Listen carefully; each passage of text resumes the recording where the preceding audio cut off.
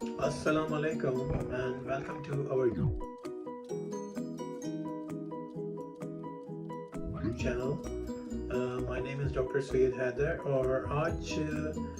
हम लोग बात करेंगे कार्पल टनल सिंड्रोम के बारे में कि कार्पल टनल सिंड्रोम क्या होता है और उसके क्या क्या सिम्टम्स होते हैं और आप उसको किस तरह से ट्रीट कर सकते हैं, क्या इसके नॉन सर्जिकल ट्रीटमेंट है और क्या सर्जिकल ट्रीटमेंट, कौन सा ट्रीटमेंट किस वक्त बेहतर होता है। लेकिन अगर सबसे पहले आपने अगर अभी तक चैनल सब्सक्राइब नहीं किया हमारा तो प्लीज़ सब्सक्राइब अवर चैनल और विजिट अवर वेबसाइट www.drsahab.com। और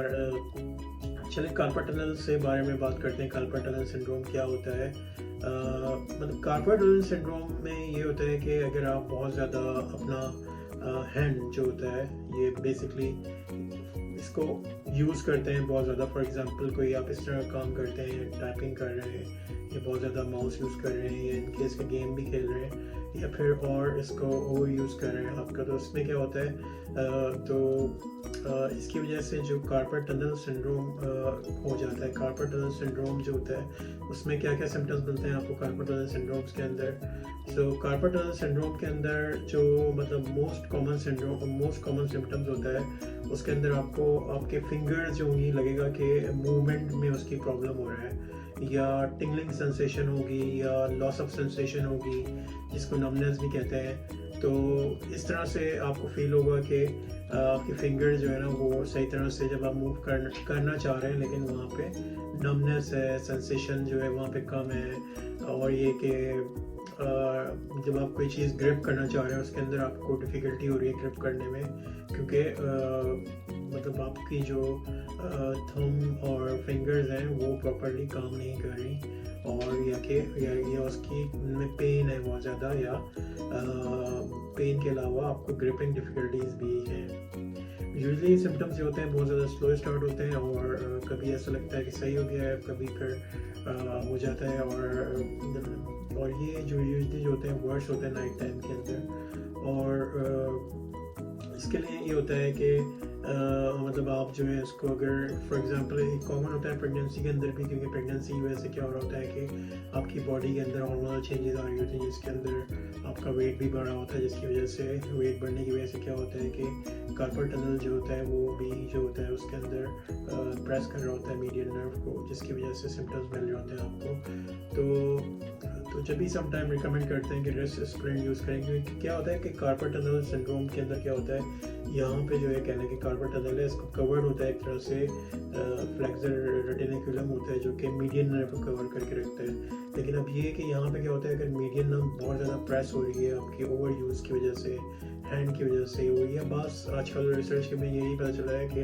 मतलब ये जेनेटिक प्रीडिस्पोजिशन भी होती है बाद लोगों को, अगर किसी को फैमिली हिस्ट्री कार्पल टनल की तो उनकी फैमिली में भी हो सकता है, ठीक है। तो उसकी वजह से क्या होता है कि फ्लेक्सर रेटिकुलम जो होता है वो अगर प्रेस कर रहा है मीडियन नर्व को तो मीडियन नर्व भी जो होती है सप्लाई कर रही होती है, ठीक है। मतलब एक तरफ का जो साइड है वहाँ पे मीडियन नर्व सप्लाई करती है, तो उसकी वजह से क्या होता है जितने भी उसकी मीडियन नर्व की सप्लाई है उसको जो होता है उसकी वजह से जो होता है फीलिंग टिंगलिंग नमनेस मिल रही होती है आपको, सही है। तो इसकी वजह से तो उसमें सर्जरी में क्या करते हैं, सर्जरी में जो लिगामेंट होता है यहाँ पे उसको ओपन करते हैं और फ्लेक्सर रेटिकुलम जो होता है उसको जो होता है उसको मतलब मीडियन नर्व को डिकम्प्रेस करते हैं अगर जिसकी प्रेस हो रही है मीडियन नर्व, तो इस तरह से इसको सर्जरी की जाती है। और इसके अंदर ये होता है कि पेन किलर पहले यूज़ करवाते हैं पेशेंट को कि अगर हो सकता है कि पेन किलर से हो जाए, हैंड एक्सरसाइजेज होते हैं और इसके साथ साथ अगर उससे भी फ़र्क नहीं पड़ा तो फाइनल आपको सर्जरी की तरफ जाना पड़ता है। और ये कि सर्जरी में ये है कि पहले इसको नम करते हैं लोकल एनेस्थेटिक दे के, इसके बाद जो होता है कि स्मॉल कट देना पड़ता है हैंड के ऊपर, कार्पल टनल के ऊपर, रिस्ट के ऊपर, और जो मीडियन नर्व है उसका जो प्रेशर उसको जो होता है रिलीज़ करना होता है। बहुत ही शॉर्ट प्रोसीजर होता है, यूजली जो होता है ये 20 to 30 मिनट्स तक का होता है। और इसके साथ साथ इसमें क्या होता है कि मतलब इसकी मतलब कॉम्प्लिकेशन तो इतनी नहीं होती, लेकिन हर प्रोसीजर की कुछ ना कुछ रिस्क होता है, तो उसमें भी मतलब वैसे ही रिस्क होते हैं। लेकिन ये कि इसके बाद जो होता है आपका कार्पल टनल सिंड्रोम के ऑपरेशन के बाद बिल्कुल जो होता है अगर मीडियन नर्व को प्रॉपरली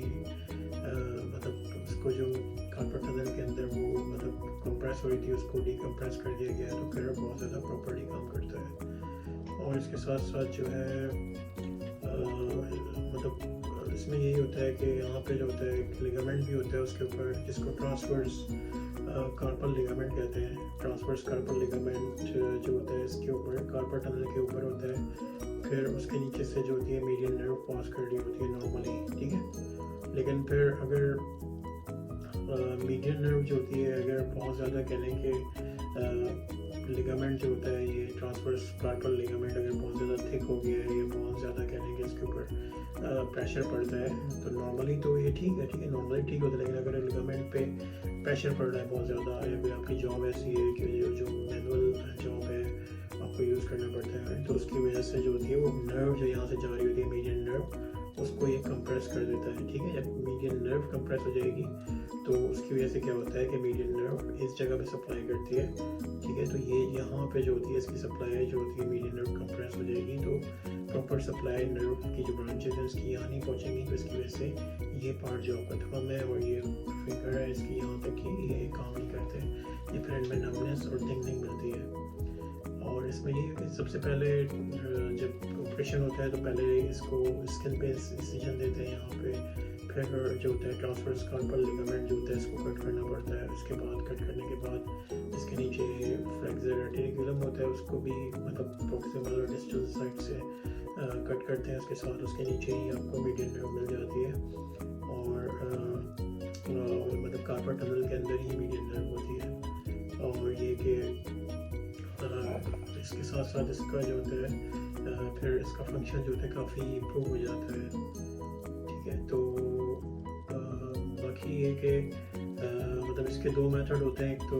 मतलब ओपन भी करते हैं, मतलब ओपनली इंसाइज किया यहाँ पे ओपन ऑपरेशन में क्या होता है कि डायरेक्टली कट दिया, और दूसरा जो होता है इसकी टेक्निक क्या होती है